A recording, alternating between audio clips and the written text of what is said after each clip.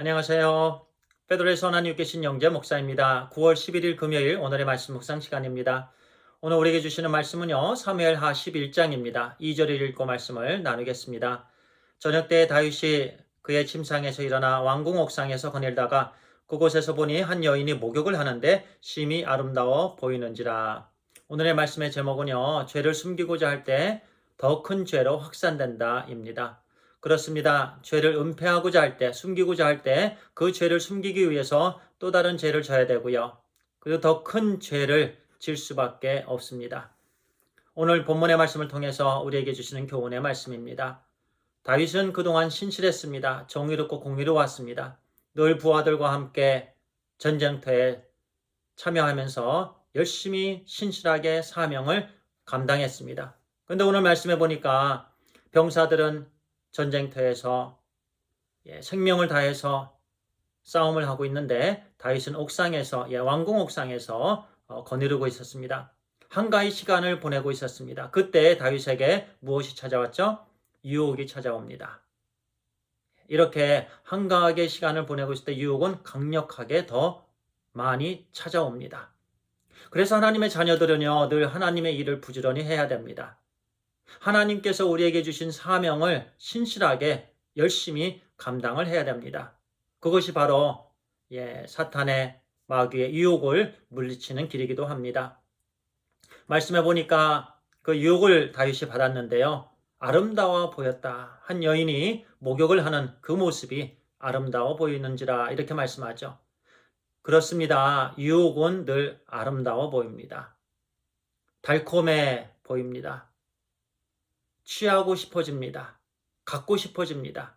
이것이 바로 유혹입니다. 그 순간 다윗은 그 유혹을 뿌리쳤어야만 했습니다. 그런데 사람을 시켜서 알아봅니다. 사람을 시켜서 알아보니 그 여인이 바로 햇사람 우리아의 아내다. 그렇게 말합니다. 이미 동침하기 전에 다윗은 그 밧세바가 누구인지 알았다라는 얘기예요. 충직한, 충성을 다한 다윗의 부하 우리아의 아내였다. 그렇게 알고서도 자기에게 데리고 오도록 합니다. 그리고 동침을 했습니다. 5절에 보니까 밧세바 동침을 하고 나서 밧세바가 임신을 했다라는 소식을 전합니다.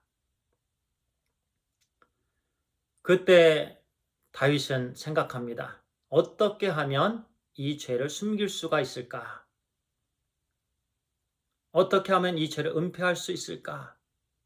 그래서 이제는 소극적인 은폐, 숨기기 위한 그런 작업이 들어갔습니다. 시작이 됐는데요. 그 방법이 무슨 방법이었냐면 햇사람 우리아를 전쟁터에서 빨리 데리고 오게 했습니다. 그리고 쉬라고 얘기하면서 빨리 집에 들어가라. 즉 아내와 동침을 하라는 얘기죠. 그러면 자기가 지은 죄를 숨길 수 있겠다 라고 생각을 했죠. 그러나 우리아는 충성을 다했던 종이었습니다. 집에 가지 않았습니다. 오히려 왕궁을 지키고 있었습니다. 이제는 조금 더 적극적으로 은폐를 하고자 했습니다. 그 방법이 술을 먹입니다. 술김에 집에 들어가서 아내와 동침을 하면 내 죄가 숨겨지겠지. 우리아는 그 방법에도 넘어가지 않았습니다. 집에 가지 않았습니다. 이제는 극단적인 방법을 택합니다.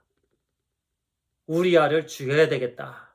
요압에게 그 밧세바의 남편 우리아를 보냅니다. 그러면서 편지 한 통을 써서 보냅니다. 전쟁을 하면서 죽게 해라. 싸우다가 죽게 해라. 방법까지 다 제시를 했습니다. 결국 우리아는 싸우면서 전쟁하면서 생명을 잃었습니다. 죽었습니다. 이렇게 죄는 무섭습니다. 죄 하나를 숨기려면 또 다른 죄를 져야 됩니다. 그 죄를 숨기기 위해서 또 다른 죄를 지어야 됩니다. 이렇게 죄를 은폐하고자 하면, 숨기고자 하면 더 많은 죄들이 나에게 몰려오고요. 그 죄를 지을 수밖에 없습니다. 그리고 점점 그 죄들은 더 커집니다. 단계별로 더욱더 강해집니다. 커집니다. 그 죄를 질 때마다 이제는 더욱더 대범하게 됩니다. 그래서 죄는 무섭습니다. 이렇게 죄는 또 다른 사람들을 끌어들입니다.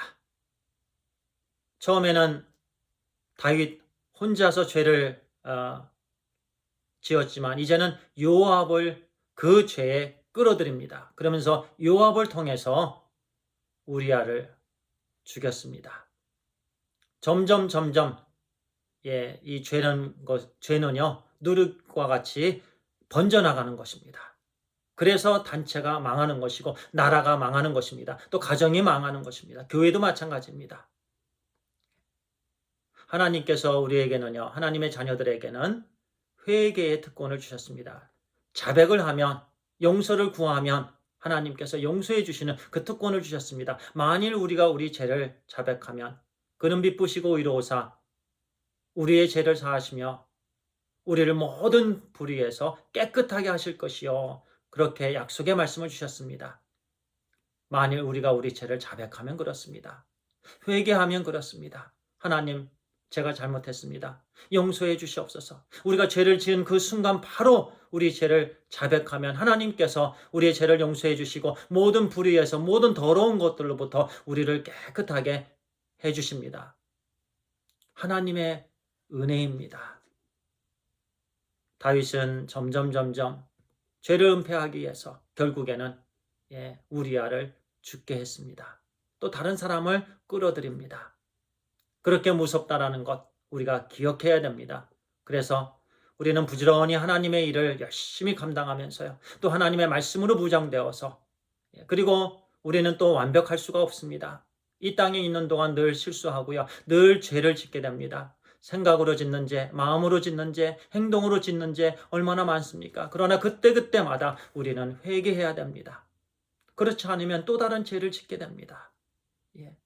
그러면서 하나님과 점점 멀어지게 됩니다. 그러기 전에 우리는 회개함으로 자백함으로 하나님과의 관계를 회복해야 되는 줄 믿습니다. 기도하겠습니다. 아버지 하나님 감사합니다. 오늘도 귀한 교훈의 말씀을 우리에게 주시니 감사합니다. 아버지 하나님 우리가 죄를 질 때마다 하나님 앞에 자백하게 해주시옵소서.